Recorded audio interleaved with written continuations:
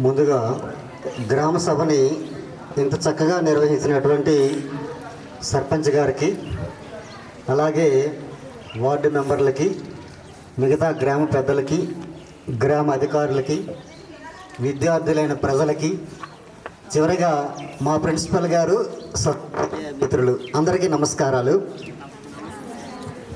గ్రామ సభ ఈరోజు మీ ఇన్స్టిట్యూట్లో చాలా చక్కగా నిర్వహించారు. మామూలుగా గ్రామంలో కూడా ఇంత చక్కగా ఆ గ్రామ సభ నడవదేమో. గ్రామ సభని బహుశా మీరు ఎప్పుడు చూసారా? గ్రామ సభని జీవితంలో ఎప్పుడు చూడనటువంటి మీరు మీ యొక్క టీచర్ల సహకారంతో గ్రామ సభ చాలా చక్కగా నిర్వహించారు.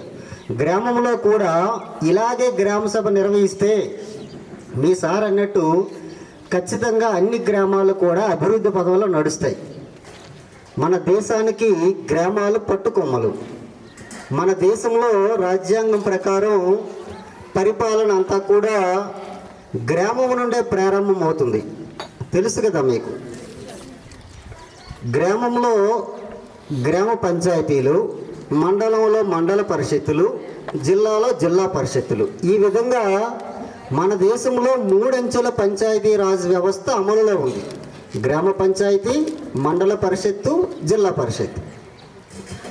దేనికది దాని స్థాయిలో పూర్తిగా ఈ విధంగా సభలు నిర్వహించి ఆ సభల్లో తీసుకున్నటువంటి నిర్ణయాలన్నీ కూడా ఆ గ్రామాభివృద్ధికి, ఆ మండలాభివృద్ధికి, ఆ జిల్లా